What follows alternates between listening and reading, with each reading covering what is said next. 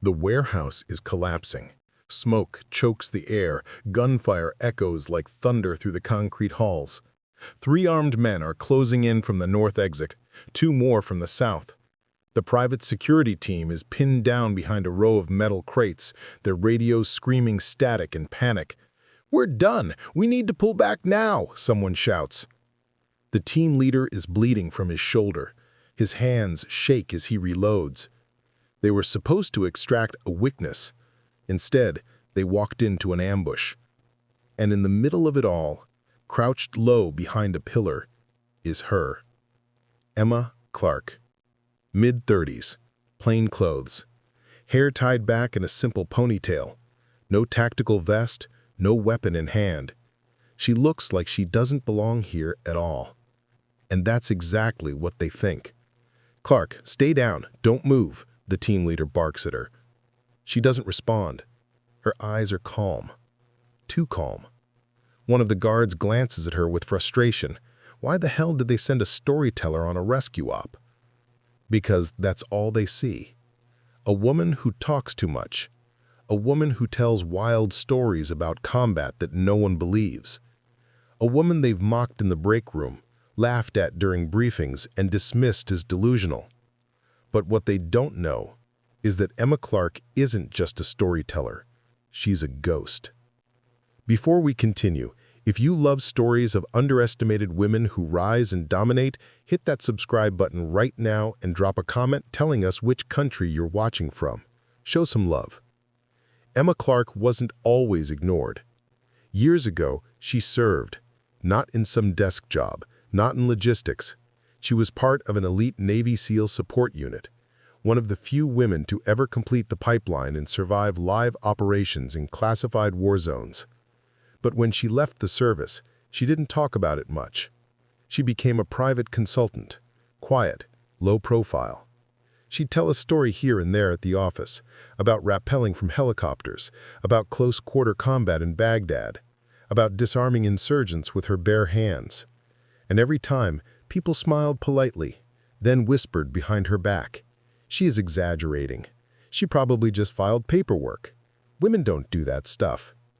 So she stopped trying to convince them. She let them believe what they wanted. But the skills, the instincts, the lethality, those never left. What no one knew was that Emma didn't just serve. She was hand-picked for a Black Ops division that didn't officially exist. Trained under former Delta Force and SAS instructors, she learned Krav Maga, MCPAM, and Russian Sistema. She could disarm a gunman in under 2 seconds, breach a room solo, navigate hostile territory without a map.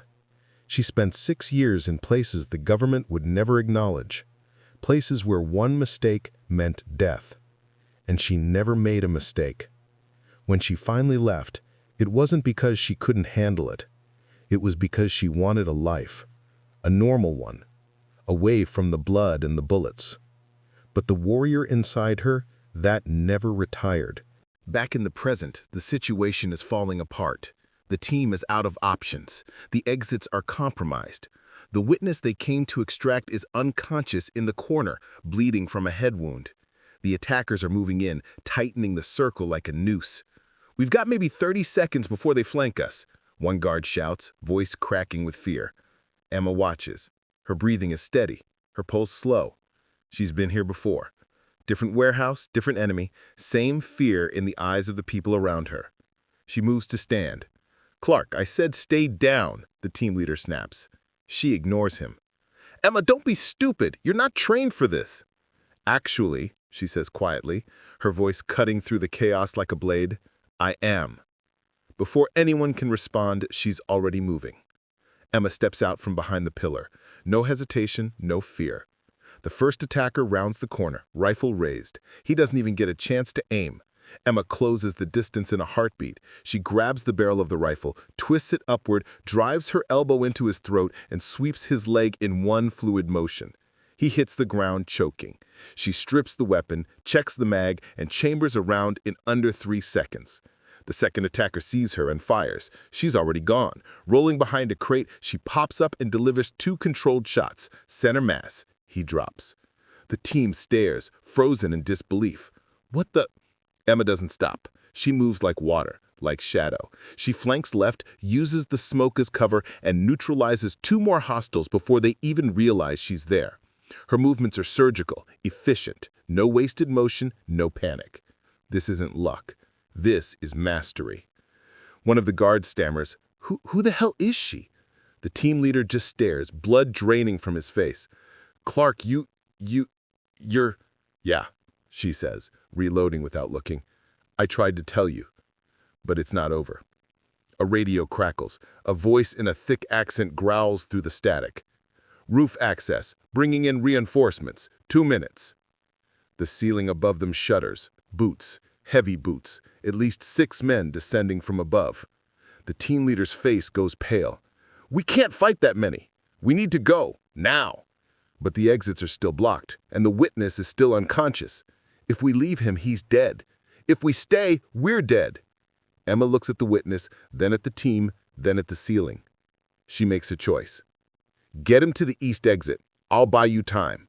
You can't hold them off 6 guys alone. I don't need to hold them off. Her eyes are steel. I just need to make them scared. She moves to the center of the room, stands in the open, drops the empty rifle, pulls a knife from her belt. The team thinks she's lost her mind, but then the first man drops from the ceiling, and Emma becomes something else entirely. She moves like a storm. The first man lands, raises his weapon. She's already inside his guard. Knife to the wrist, disarm, spin, throat strike, down. The second man fires. She uses the first man's body as a shield, then launches forward, blade flashing. He screams and falls. 3 more drop down at once. This is it, the impossible moment. But Emma doesn't flinch. She uses the environment, a chain hanging from the ceiling, a metal beam, a shattered window. She turns the warehouse into a weapon. Every move is precise, every strike is final. One by one, they fall. And when the last man hits the ground, gasping and disarmed, Emma stands over him, breathing steady, knife still in hand. The room is silent. The team stares from the exit, mouths open, eyes wide. 2 hours later, the scene is secure. Police, paramedics, federal agents. The witness is alive. The team is shaken, but safe. The team leader approaches Emma. His arm is bandaged. His pride is bruised. Clarke, I owe you an apology. She wipes the blade clean, sheathes it. You owe me more than that. He nods slowly. I looked you up. Your file. It's almost entirely redacted, but what I could see. He exhales. You weren't exaggerating. You weren't telling stories. No, she says. I wasn't. One of the younger guards steps forward, shame written all over his face. We made fun of you. Called you a liar. I'm sorry. Emma looks at him, then at the others. I didn't need you to believe me. I just needed you to stay alive. A federal agent in a black suit walks over, hand extended. Miss Clarke, we've been trying to recruit you for years. After today, I think we need to try harder. She shakes his hand, smiles faintly. I'll think about it. As she walks away, the team watches in silence. One of them mutters, "She's a damn legend." The team leader nods. No, she's a SEAL. Emma Clarke leaves the warehouse, the sun setting behind her. She pulls out her phone, a text from an old friend, another ghost from the old days. Heard you had some fun today. She smiles. Just another Tuesday. Before you go, tell us in the comments which country are you watching this video from. And don't forget to subscribe to Her Force Tales for more incredible stories.